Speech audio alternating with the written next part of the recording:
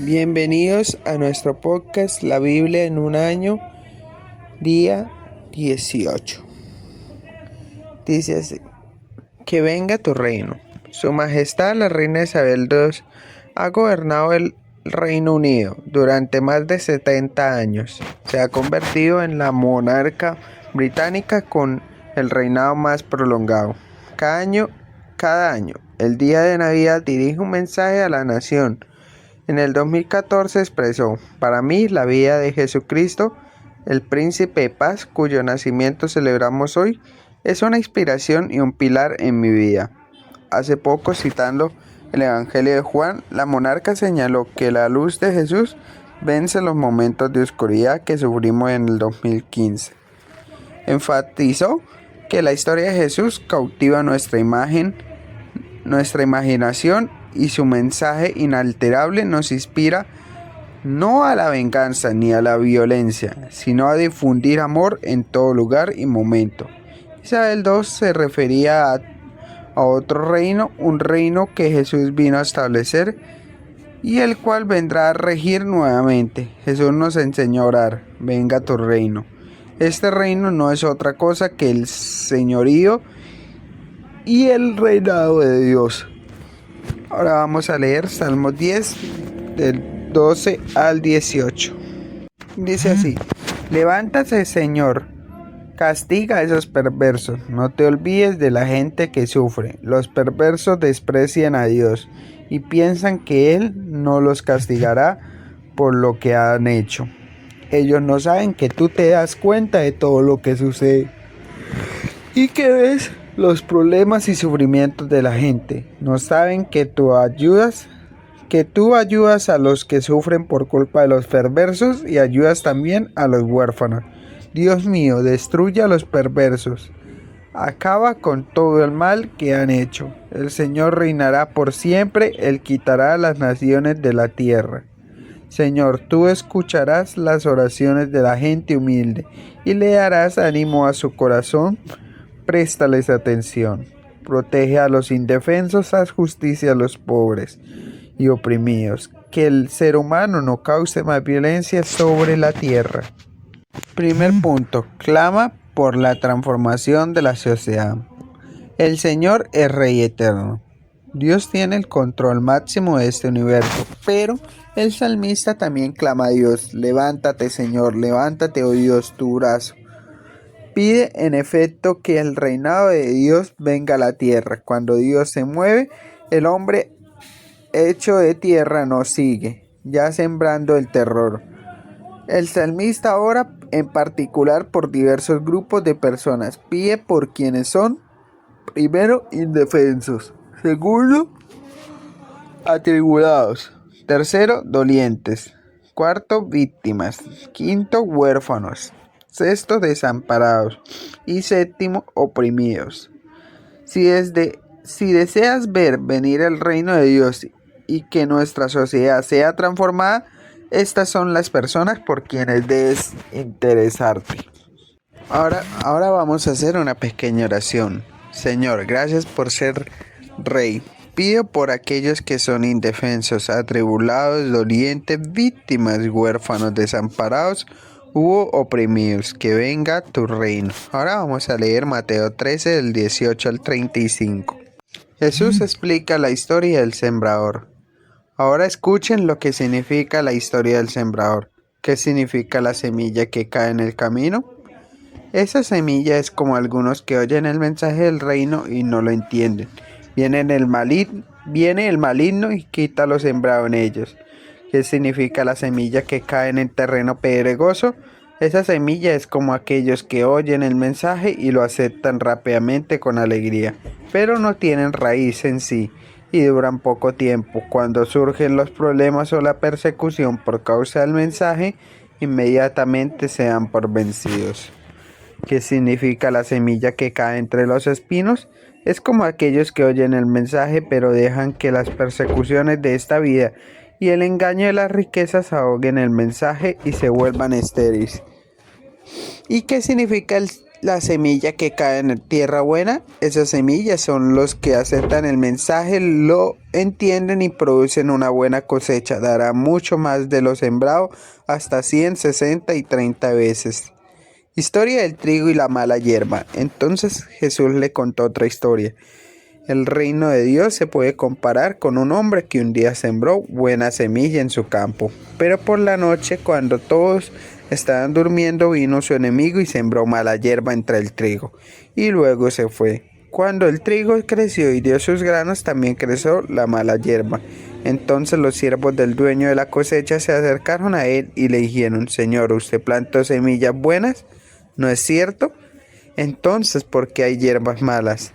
Él le dijo: eso lo hizo un enemigo mío. Los siervos preguntaron: ¿quieres que salgamos y quitemos la mala hierba?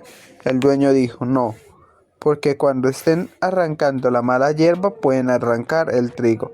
Dejen que ambos crezcan juntos hasta el día de la cosecha.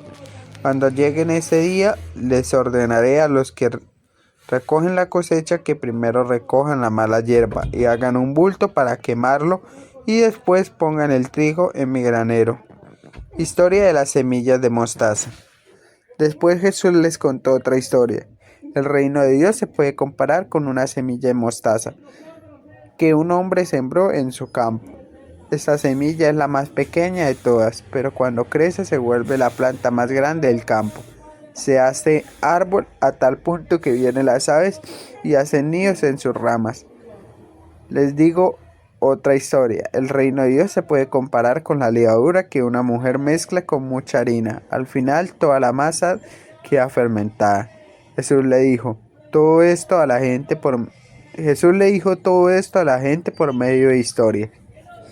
Y si no era por medio de historias, no les hablaba. Esto es lo mismo que dijo el profeta: yo hablaré por medio de historias, contaré cosas que han estado en secreto desde la creación del mundo. Segundo punto, habla a la gente sobre Jesús. Cada vez que le hablaste a alguien sobre Jesús y el Evangelio, plantaste una semilla en su corazón. No toda semilla que plantes dará fruto, como vemos en la parábola del sembrador. Algunas semillas nunca echarán raíces, otras solo producirán resultados temporales. Podemos llegar a alejarnos de Dios debido a la tribulación o las persecuciones de esta vida y el engaño de las riquezas. Pero si la semilla crece bien, la parábola indica que podremos tener un impacto enorme. Pero el que recibió la semilla que cayó en buen terreno es el que oye la palabra y le entiende. Este sí produce una cosecha al 30, al 70 y hasta el 100 por uno. Al pensar en quienes participaron en Alfa hace 5, 10 o 15 años, veo que han tenido un impacto inmenso. Algunos incluso han comenzado ministerios que han alcanzado un impacto global. Jesús narra muchas parábolas sobre el reino de Dios.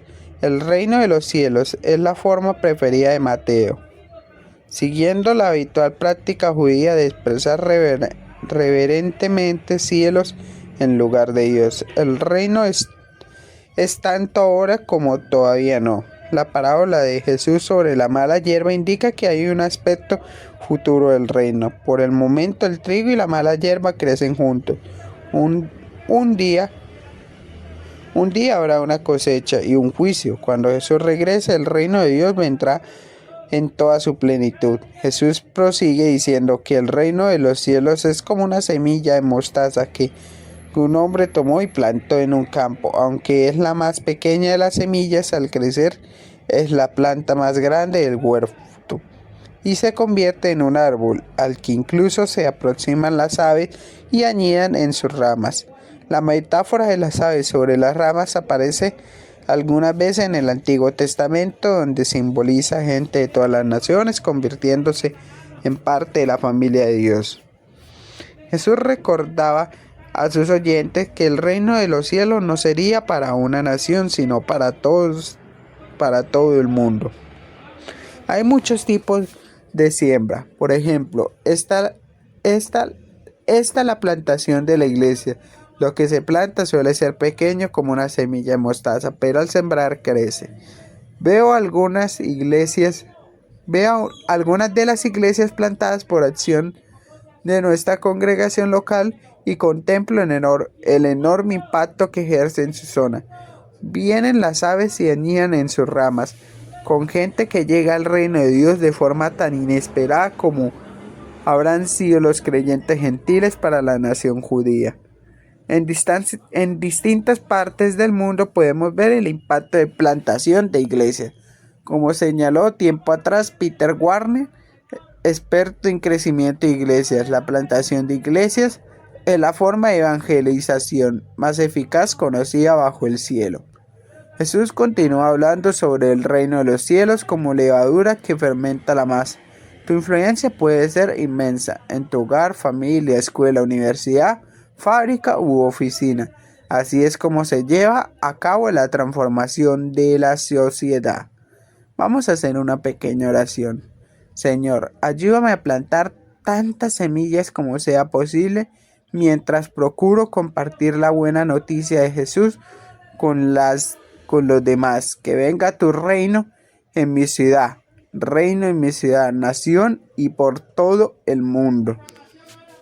Ahora vamos a leer Génesis 36. Descendientes de Esaú.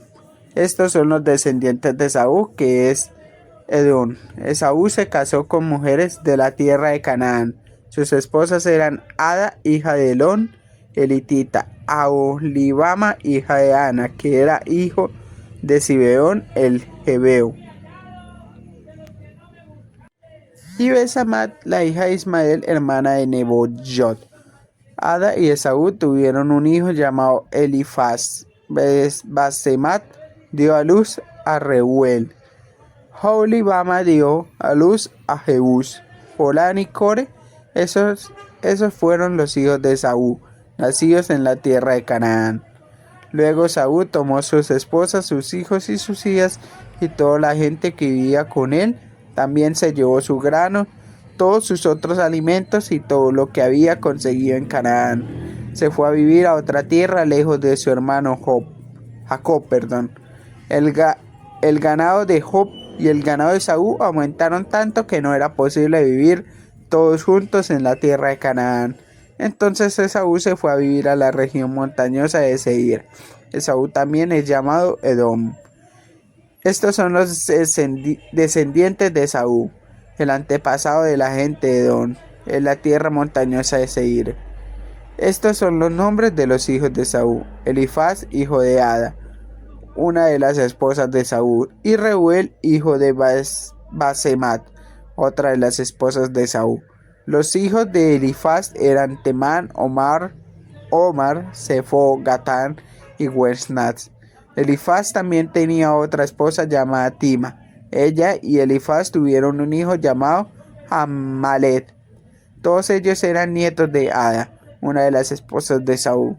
Los hijos de Reuel eran Nahat, Serat, Samat, Misa. Todos ellos eran nietos de Basemat, otra esposa de Esaú. La tercera esposa de Esaú era Aholibama, hija de Ana y nieta de Zibeón. Sus hijos eran Jeús, Jalán y Coré. Estos fueron los jefes de los descendientes de Esaú.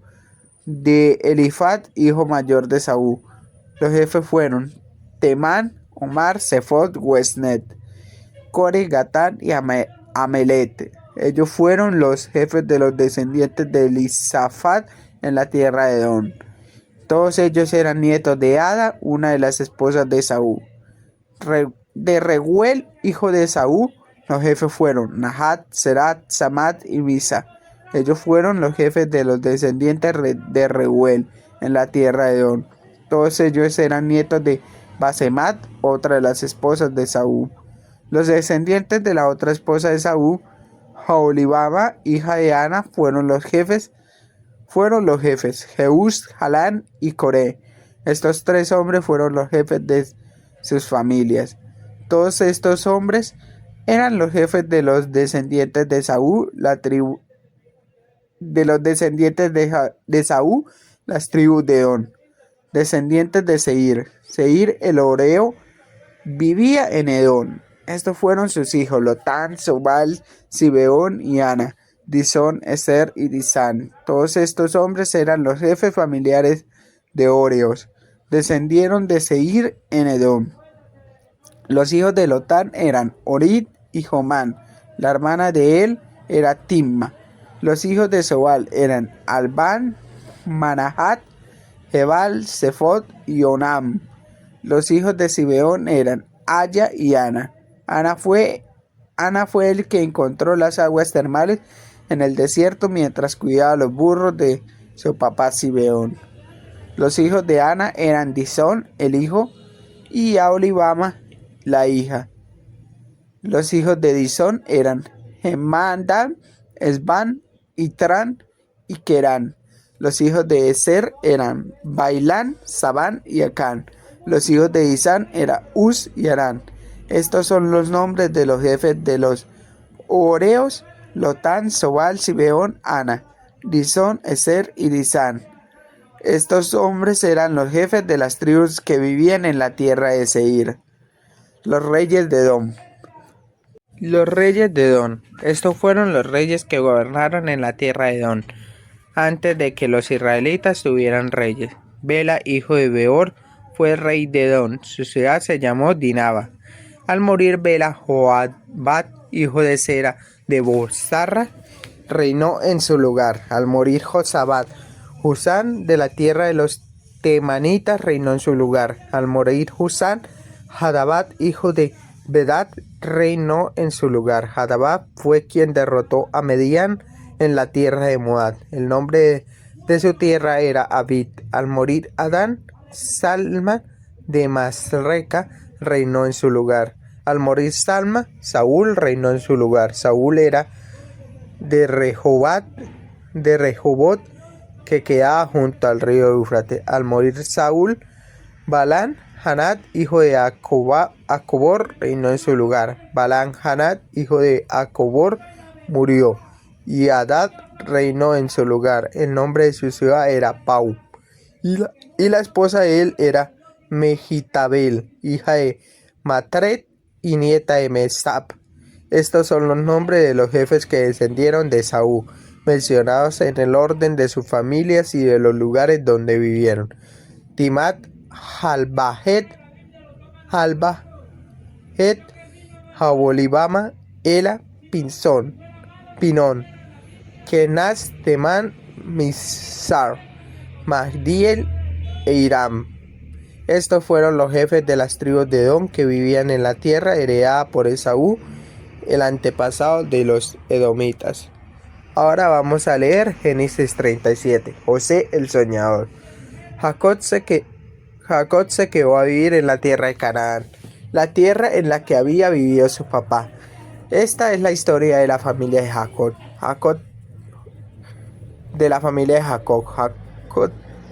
José tenía 17 años y cuidaba los rebaños con sus hermanos. Les ayudaba a los hijos de Bilha y de Silpa, las esposas de su papá. José le contaba a su papá los males que hacían sus hermanos. Israel quería a José más que a sus otros hijos porque había nacido cuando él estaba muy viejo. Israel le hizo una túnica muy distinguida. Sus hermanos se dieron cuenta de que su papá amaba a José más que a ellos. Por esa razón lo odiaban y no podían decirle ni una palabra amable. José tuvo un sueño, se lo contó a sus hermanos y ellos lo odiaron todavía más. José les dijo: oigan este sueño que tuve. Estábamos juntos amarrando manojos de trigo en la ciudad del campo. De repente mi manojo se levantó y quedó derecho. Después sus manojos rodearon el mío y le hicieron reverencia. Entonces sus hermanos le dijeron: ¿será que vas a ser nuestro rey? ¿Será que nos vas a gobernar? Ahora sus hermanos lo odiaban aún más debido a sus sueños y lo que les decía. Después José tuvo otro sueño y también se lo contó a sus hermanos. Les dijo: miren, volví a tener otro sueño. El sol y la luna y 11 estrellas me hacían reverencia. Cuando les contó esto a su papá y a sus hermanos, su papá lo regañó y le dijo: ¿qué clase de sueño es ese que tuviste? ¿Acaso es cierto que yo, tu mamá y tus hermanos vamos a postrarnos ante ti? Sus hermanos estaban celosos de él, pero su papá pensaba mucho en este asunto. Un día los hermanos salieron a apacentar los rebaños del papá en Siquem. Entonces Israel le dijo a José: tus hermanos están cuidando los rebaños en Siquem. Ven que te voy a mandar a donde están ellos. José le respondió: ya estoy listo para ir. Entonces Israel le dijo a José: ve ahora y date cuenta si todo está bien allá con tus hermanos y los rebaños. Después vuelve y me cuentas. Así lo mandó desde el valle de Hebrón hasta Siquem. Un hombre encontró a José caminando por el campo sin encontrar a sus hermanos y le preguntó: ¿qué estás buscando? José le respondió: estoy buscando a mis hermanos. Hazme el favor de decirme dónde están ellos apacentando los rebaños. El hombre dijo: ellos ya se fueron de aquí. Yo los oí decir: vamos a Dotán. Entonces Josué se fue a buscar a sus hermanos y los encontró en Dotán. José es vendido como esclavo. Los hermanos lo vieron venir desde muy lejos. Antes de que él llegara, hicieron un plan para matarlo. Se dijeron unos a otros: miren, aquí viene el de los sueños. Vamos, matémoslo y arrojemos su cuerpo en uno de los pozos secos. Luego os diremos que lo devoró un animal salvaje. Así veremos si se le cumplen los sueños. Entonces Rubén escuchó esto. Trató de librarlo de sus hermanos y dijo: no lo matemos, no derramemos sangre, tírenlo en ese pozo del desierto, pero no le hagan daño. Rubén dijo esto para poderlo salvar y enviarlo de regreso a su papá. Cuando José llegó a donde estaban sus hermanos, ellos le quitaron la túnica larga con mangas que tenía puesta. Después lo arrojaron y lo lanzaron al pozo. El pozo estaba vacío, no tenía ni una gota de agua. Luego los hermanos se sentaron a comer y vinieron un grupo de ismaelitas que venían de Galaad. Sus camellos cargaban aromas, bálsamos y mirra. Iban camino a Egipto. Judá les dijo a sus hermanos: ¿qué ganamos con matar y esconder la muerte de nuestro hermano? Mejor vayamos y vendámoslo a los ismaelitas. No le hagamos daño. Él es nuestro hermano y tiene nuestra misma sangre. Todos los hermanos estuvieron de acuerdo. Cuando los comerciantes madianitas pasaron por ahí, ellos sacaron a José del pozo y lo vendieron por 20 monedas de plata a los ismaelitas, quienes luego llevaron a José a Egipto. Cuando Rubén regresó al pozo, se dio cuenta que José ya no estaba dentro. Entonces rasgó su ropa para mostrar su tristeza. Después regresó donde estaban sus hermanos y le dijo: el muchacho ya no está, ¿qué vamos a hacer? Los hermanos mataron una cabra y agarraron la túnica de Josué y la mancharon con sangre. Después los hermanos le llevaron la túnica larga con mangas al papá y le dijeron: encontramos esto, mira a ver si es la túnica de tu hijo.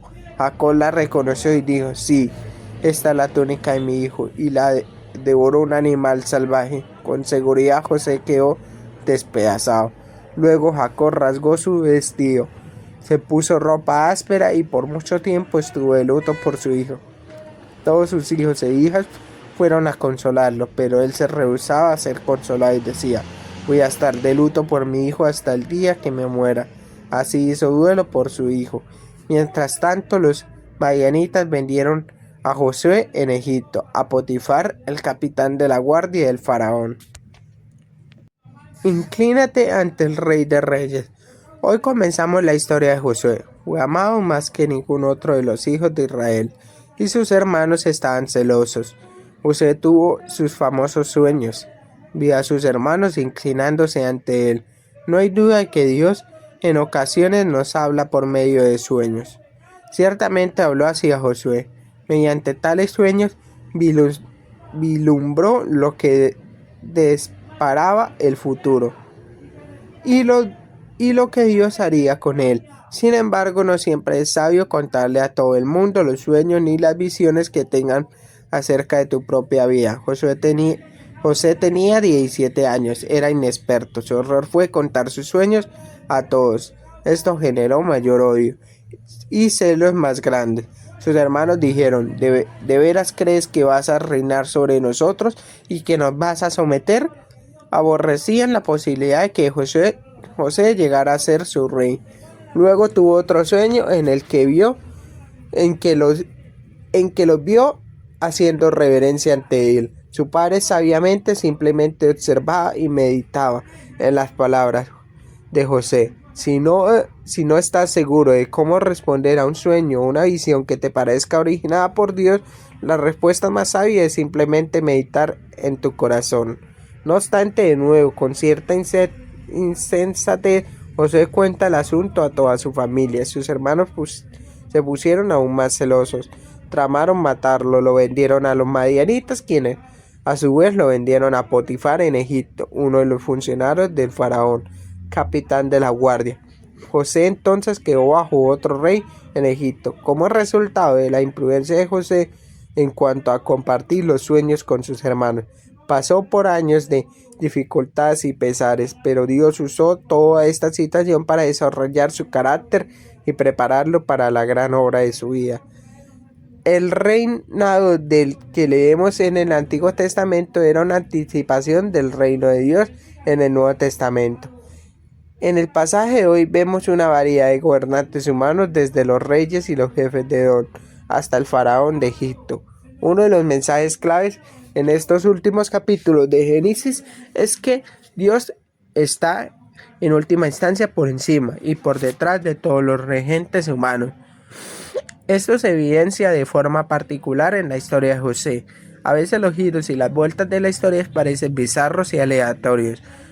No obstante, leemos sobre la participación de Dios como en los sueños de José y afortunadamente descubrimos que todo obraba para el cumplimiento de los propósitos divinos. José es una tipología de Cristo. En otras palabras, su vida anticipa la vida de Jesús, como veremos en los próximos días.